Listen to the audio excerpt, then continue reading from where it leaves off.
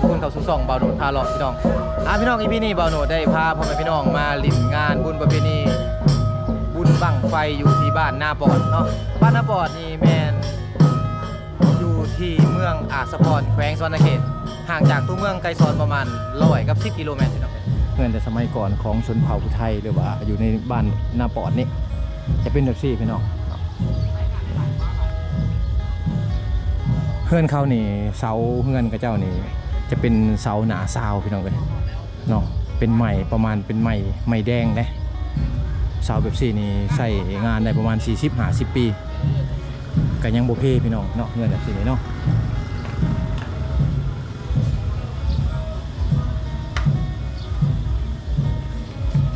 นี่สังเกตเหล้าเข่ากับเจ้านี่พี่น้องเห็นบ่เนาะตัวนี้เป็นเหล้าเข่าแบบดั้งเดิมเลยเนาะแต่รุ่นพ่อรุ่นแม่พุ่นละตัวนี้นี่เป็นเหล้าเข่าที่ว่าเฮ็ดด้วยไม้หมดพี่น้องเนาะหลังคากับเป็นหลังคาไม้พี่น้องเนาะฟ้าเหล้าเข่าเนี่ยก็จะเป็นฟ้ากระแตะเนาะเหล้าแบบนี้ใส่ได้ประมาณ40-50 ปีพี่น้องเลยเป็นเหล้าที่มั่นคงของชนเผ่าไทยมาในปัจจุบันนี่เหล้าเข่าที่เขาสร้างมาแต่ก่อนเนี่ยก็ยังใช้ได้อยู่พี่น้องเนาะเปลี่ยนแต่หลังคาเนาะเป็นหลังคาสังกะสีแล้วเหล้าเข่านี่สังเกตโลดว่าใส่ได้ประมาณ300 กว่าสอบพี่น้องถิ่นผู้ไทยนี่เป็นถิ่นที่ว่าอุดมสมบูรณ์เนาะเพราะว่าถิ่นผู้ไทยนี่ตั้งอยู่ในทงเพียง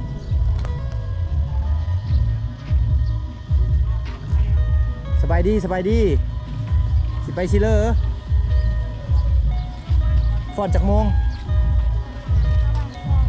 ประมาณ2 โมงน้องๆอยู่โรงเรียนนาปอดนี่บ่โรงเรียนอย่างประถมมัธยม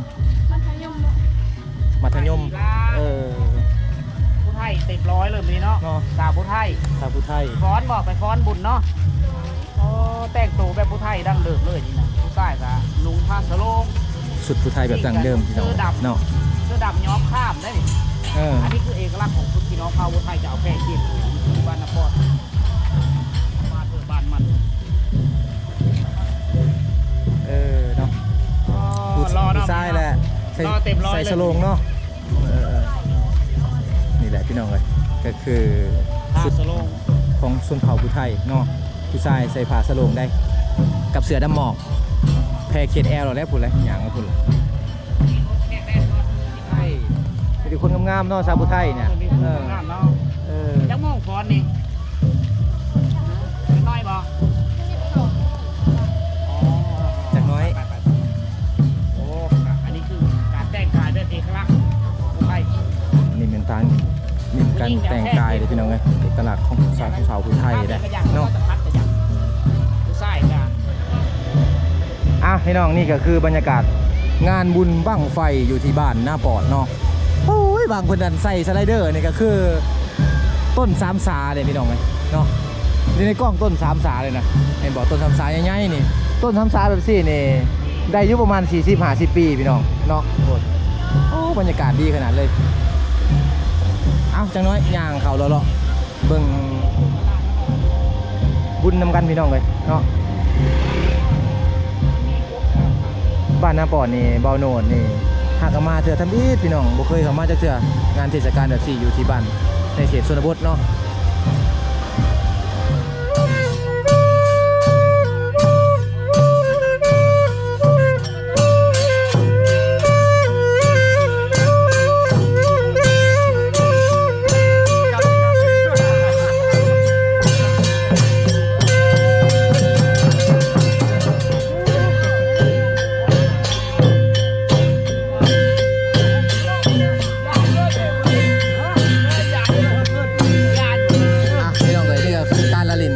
ชนเผ่าไทยเนาะในงานบุญบั้งไฟนั่นเอง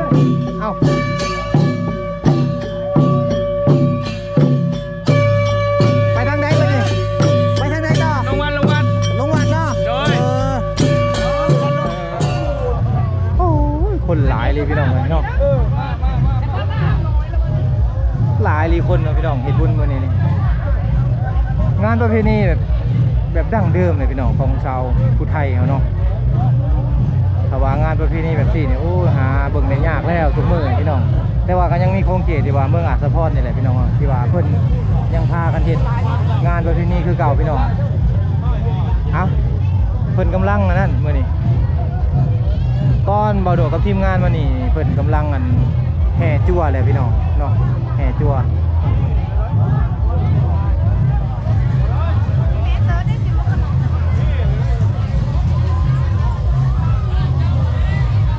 คนหลายเนาะ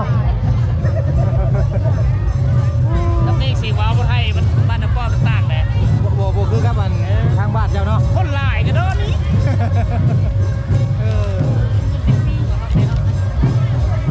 เอาพี่น้องเลยเนาะพอได้ย่างแห่นะเพิ่นตอนบ่โดดมาเนี่ย โอ้จุดรถไฟแล้ว เพิ่นกำลังแห่อ้อมสาราวัดพี่น้องโอ้สาราวัดนี่เป็นสาราวัดแบบทรงดั้งเดิมเลยพี่น้องเอ้ยเนาะเห็นบ่ ใกล้มากตอนนี้ใกล้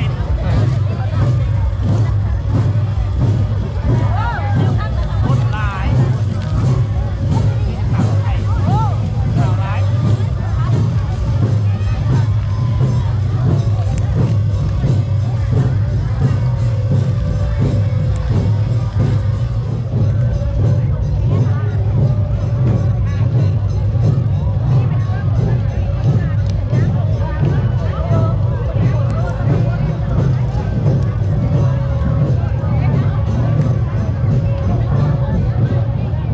โอ้เป็นงานประเพณีที่ว่าเฮ็ดแบบยิ่งใหญ่พี่น้องเลยเนาะอยู่ในเขตเมืองอัศพรนี่มาเบิ่งได้ก็จะได้เขตนี้พี่น้องเลยเนาะบ่โดดก็ไปหลายๆบ้านมาแล้ว แต่ว่าบ้านที่ว่าเพิ่นเฮ็ดงานที่ว่าใหญ่อีหลีนี่เพิ่นก็สิเฮ็ดหลายๆบ้านอยู่ที่ว่าอยากคล้ายๆกันเนาะเพราะว่าจะเป็นบ้านห้วยบ้านซ้อพี่น้องบ้านพ้นซิมเนาะแต่มาในเขตนี้นี่บ่อยากคือกันได้พี่น้องเอ้ยประเพณีอยู่ทางนี้บ่อยากคือกันทางบ้านบ่คือกันเลยเนาะ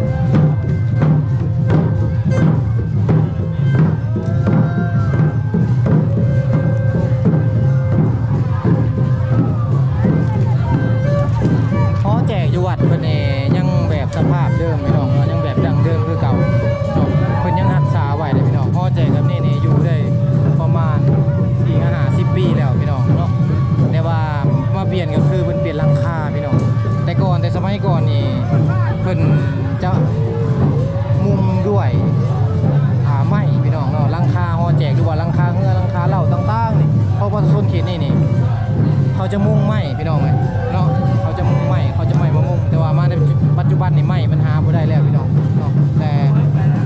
ความทันสมัยได้ก้าวเข้ามาถึงหมู่บ้านเพิ่นก็ไปตามเพิ่นก็เลยเฮ็ดไปตามสมัยพี่น้องเลยเนาะแต่รักษาไว้ก็คือประเพณีงานบุญบ้านเพิ่นนั่นเองเนาะขบวนแห่มื้อนี้มีจักขบวนที่ว่าเพิ่นตีกลองมื้อนี้ ทั่วนี่มันอีกตามศรัทธาเพราะว่าอยู่ในงานของประเพณีนี่มันจะว่าเรื่องศรัทธาศรัทธามีต้นผึ่งแล้วก็มีนางน้อยลูกน้ำบอพูดแค่2ห้องเขาจะมารวมกันแบบเป็นการรวมเผ่าผู้ไทยในการทำบุญอันนี้มันเป็นการสืบสานมาแต่สมัยโบราณนี่เพราะว่าอันนี้แหละคือดนตรีเอกลักษณ์ของเผ่าผู้ไทยโดยในเรียกที่ผู้สังแห่กันเราอะไรกันตั้งแต่นายอนลงมาพี่แล้วมาเต่ารวมกันในการทำบุญใหญ่นะทำบุญใหญ่เนาะบุญใหญ่เขาภาษาผู้ไทยเขาเนาะบุญหลวงบุญหลวงบุญหลวงเขาว่าภาษาลาวอะไรเขาเนาะบุญใหญ่บุญใหญ่บุญมหาชาติบุญใหญ่งานบุญแบบนี้นี่คนจะจัดทุกปีบ่พอแต่จัดทุกปีแต่โบได้จัดในบนเก่าคือว่าปีนี้เขาจะจัดอยู่บ้านหน้าปอดใต้และปีต่อไปเขาจะจัดอยู่บ้านหน้าปอดเหนือ แล้วก็บ้านชัยพุทธศิลป์ เขาสิยับไปตลอดเนาะ ย้ำไปย้ำมาอยู่ใน3 หมู่บ้าน 3 หมู่บ้านเนาะ 4 บ้าน 4 บ้านโอ้ สี่บ้านอยู่ในกลุ่มผู้ไทยนาปอดเนี่ยถือว่ามันมี4 บ้านเอง โอ้แม่เนาะ เพราะว่ามันออกแต่เงาอันเดียว โดยออกมาแต่ชนเผ่าเดียวเลยพากันแย่งออกเนาะ ผู้ชนเผ่าเดียวแต่ว่าบ้านเก่าแท้นี่อยู่ภาคห้วย ภาคหวย ภาคห้วยตัวนี้ โอ้ และน้ำท่วมแล้วถือว่าผู้หนึงแลขึ้นมาตั้งอยู่ในนี้ โดย แล้วก็ครอบครัวหนึงแหละขึ้นมาตั้งอยู่บ้านเราเพราะว่า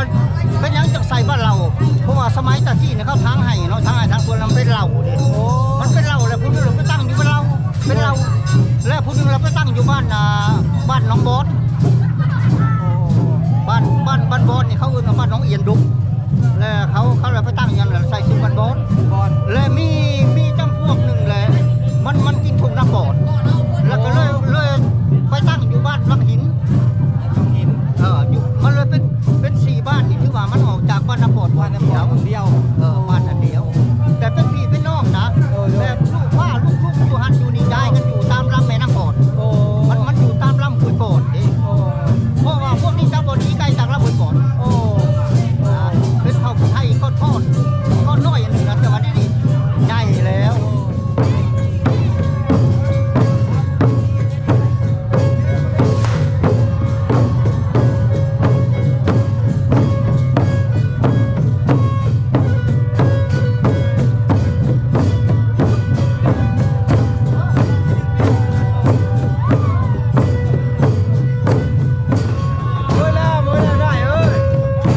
ออกจากครอบแล้วมันออกจากครอบแล้วนี่สามครอบแล้วครอบที่3ครอบนี่ โอ้ยนี่ให้กูคนนั่งได้ โอ้ยังเนาะ ก็ได้รอบเดียวนี่ ยัง นะ รอบเดียวโอ้เอ้า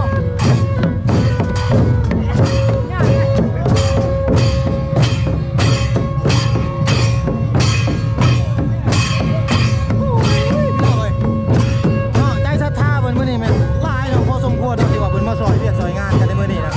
เบิ่งกล้องนี่เนาะเครื่องดนตรีที่ว่าเพิ่นเฮ็ดมานี่แม่นเครื่องดนตรีพื้นบ้านนะแต่สมัยโบราณแต่สมัยรุ่นพ่อรุ่นแม่ที่ว่าเพิ่นสืบสานกันมาเนาะแต่ก่อนนี่เครื่องดนตรีเฮานี่ยังบ่มีไผฮู้นี่เนาะแต่ว่าชนเผ่าผู้ไทยนี่ได้มาคิดแต่งเนาะเอาหนังควายเอากระโปรงไม้พี่น้องเนาะมาเฮ็ดเครื่องดนตรีในมื้อนี้โอ้เนาะคือว่าเครื่องดนตรีนี่ก็เป็นเครื่องดนตรีสุดยอดพี่น้องเอ้ยเนาะเครื่องเป่าก็คือกันพี่น้องก็เป็นเขาควายพี่น้องเอ้ยที่ว่าเพิ่นมาเฮ็ดเป็นเครื่องเป่าเนาะ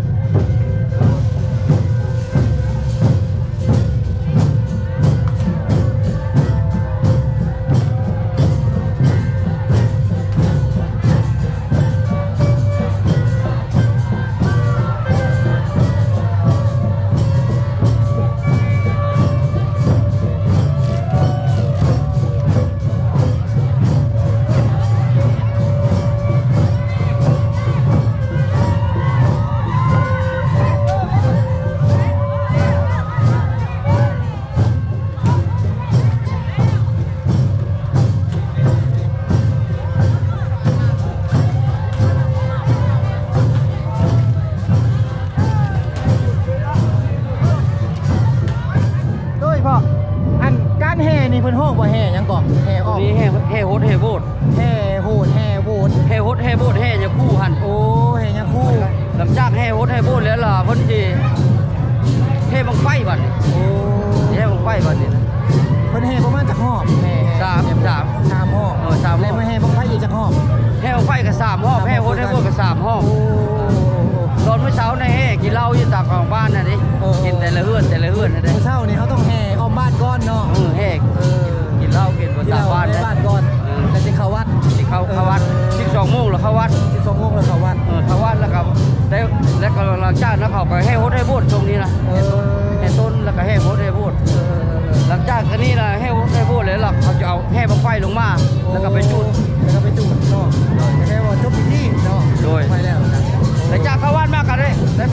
บอสนี่อยู่วัดนี่ วัดนี่ มองวัดนี่ เออ จนพับจนมืด ยังหลายกิจกรรมเนาะจนกรรม ยั เดื ง อ หลาย ดนะมือเนาะมื้อนี้ว่าแล้วล่ะมืดมือ มืดมือ ขอบ ขอบใจพอหลายๆ จ้า เลยอ่ะนี่ก็คือข้อมูลดีๆพี่น้องเลยจากพี่น้องชนเผ่าผู้ไทยเฮาการตีกลองอยู่เขตนี่จะมีเอกลักษณ์พี่น้องเนาะการตีกลองของเพิ่นช่วงจังหวะต่างๆของเสียงดนตรีเพิ่นนี่จะบ่คือกับเสียงดนตรีทางชนเผ่าอื่นพี่น้องเนาะเวลาเพิ่นตีอ้อมไปใกล้จะอ้อมวัดเวลาเพิ่นที่ว่าเพิ่นตีใกล้จะอ้อมมันสลาวัดแล้วเพิ่นจะซ้ำกลองพี่น้องเนาะการซ้ำกลองของเพิ่นนี่เป็นเอกลักษณ์มีแต่ชนเผ่าผู้ไทยเท่านั้นที่ว่าเพิ่นเฮ็ดจังซี่เนาะ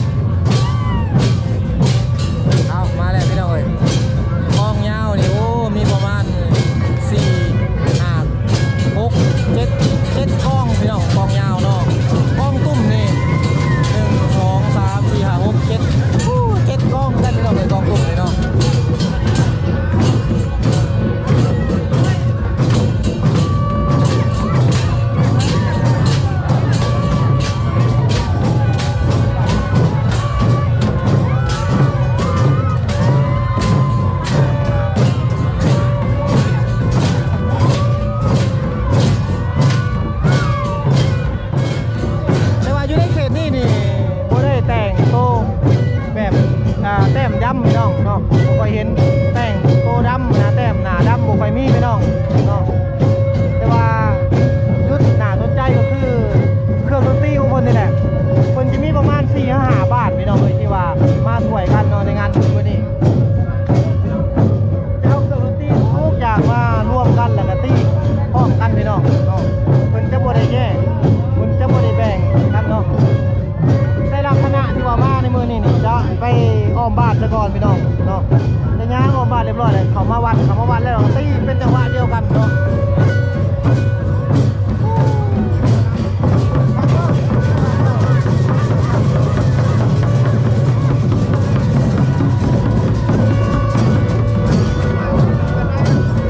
ในงานอยู่ทางเขตชนเผ่าผู้ไทยนี่ถ้าว่าเพิ่นจัดงานบุญบั้งไฟนี่เพิ่นจะมีงานยกขันเนาะพี่น้องหรือว่ายกระดับของย่าเพิ่นเนาะนี่คือการทรงผักทรงย่าพี่น้องเนาะนี่คือการทรงผักพี่น้องหลังจากที่เพิ่นทรงแล้วแหละขันของย่านี่ก็ยับขึ้นได้พี่น้องก็คือกับทหารหรือว่าตำรวจเฮานั่นแหละเนาะเขามีซิ่งมาเอาอยู่ข้างหน้าครับอะไรตัวพวกโอ้ยังอีกขัน100 คนก่อนที่แล้วนี่ก็ก่อนจะแล้วนี่เป็นก่อนที่ว่าจะเสร็จพิธีนี่ยังหลายคนเลยได้ต้องเอาผู้ชายเนาะเอาผู้ชายมานอนเป็นสะพานหรือว่าเป็นคันไดพี่น้องเนาะให้เพิ่นเหยียบจนถึงฮอดนั่นศาลาวัดนี่พี่น้องแล้วจัด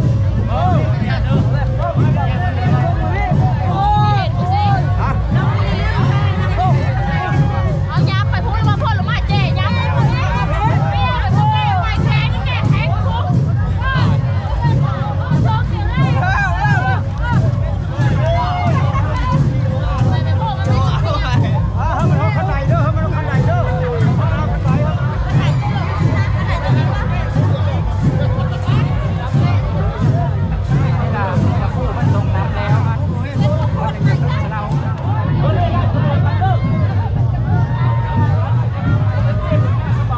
พี่น้องเวลาที่ว่าย่าเพิ่นจะย่างไปนี่เนาะจะมีแต่ผู้ชายเท่านั้นที่ว่าเพิ่นจะมาเป็นสะพานต่อเป็นสะพานบุญให้กับย่าเพิ่นเพื่อจะขึ้นไปที่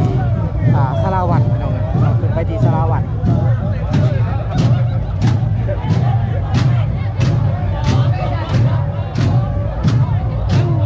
เทศกาลแบบซี่นี่บ่ค่อยมีเลยพี่น้องอยู่ทางบ้านบ่โน่นเนาะจะมีแต่อยู่ทางเขตชนเผ่าผู้ไทยพี่น้องหรือว่าเมืองอาสะพรแขวงสะวรรณเขตนั่นเองเนาะ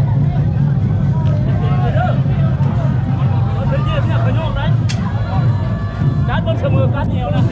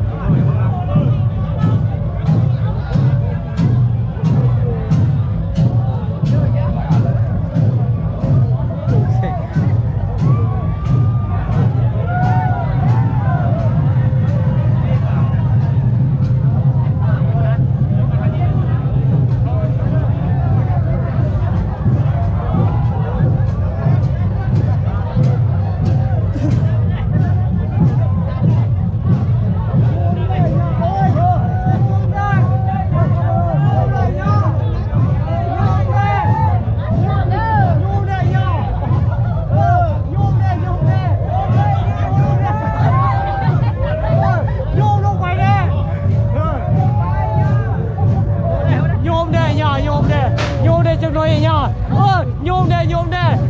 เนี่ยน่าโยมเด้ ต้องได้โยมเป็นป่ะพ่อต้องได้โยมเป็นป่ะ